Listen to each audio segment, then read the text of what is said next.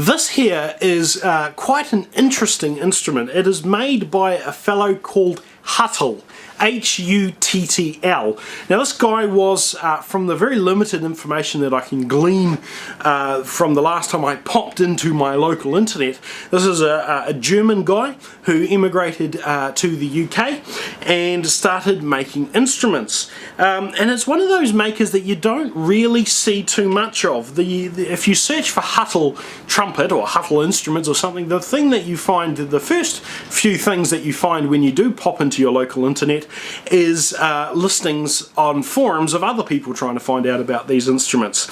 So this is what it looks like here, and there are a few interesting design characteristics. First and foremost, it is very short in terms of height. The valves are the same length as normal, but these parallel tubes here are a lot closer together than what we see from modern trumpets. And as a result, I mean, I've got notoriously big mitts, but trying to sort of hold this in any normal way is not really possible.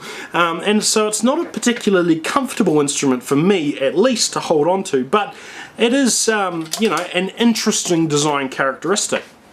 And number two, the rim of the bell is not twisted over or with a bead or any sort of normal manner that we might see. And what I mean by that is when trumpets are made, they normally roll the edge of the bell over to create a sort of round lip, and some manufacturers will actually place a wire or brass bead, a strip of metal in there, round strip of metal, and then wrap the end of the bell around that, and it creates a sort of round lip. This is different.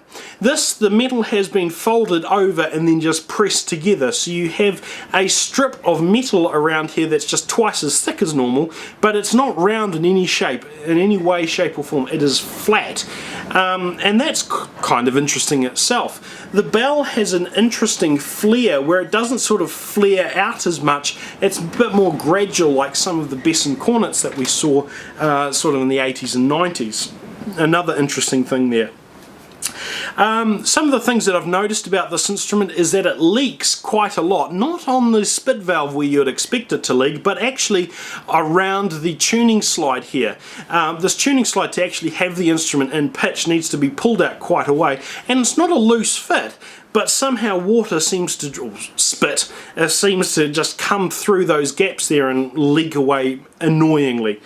I'll take a valve out, and we can see, you know, what looks like a fairly normal valve, but what is particularly interesting about this valve, and indeed the other two that are the same, is that you've got all the space up the top before any of the valve tubings actually start. If we look around here, you've got a massive amount of space there. Sorry, I didn't mean to pull the fingers. And that is there for no reason that I can discern.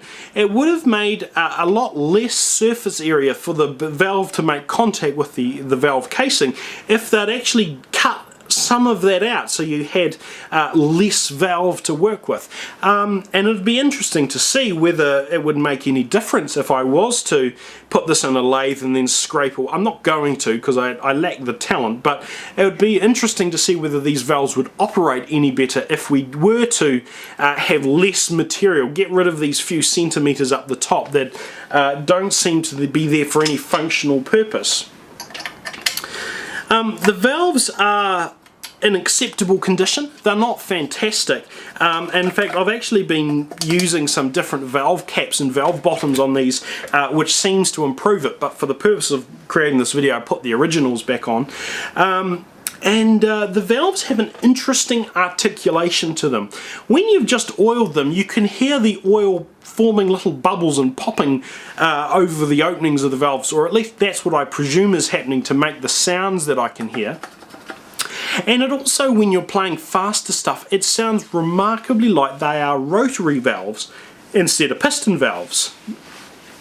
What I mean by that is that when you play a rotary valved instrument, the quality of the articulation, the sound that the notes make as they change, the intonation, is a little bit different from a piston valve instrument. Some people prefer it, some people don't prefer it. It's, you know, a personal preference thing.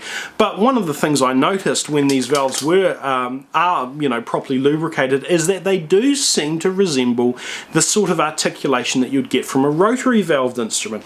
And so what I'll do to perhaps try and emphasize this slightly is just play some scales and see if you can pick up on this.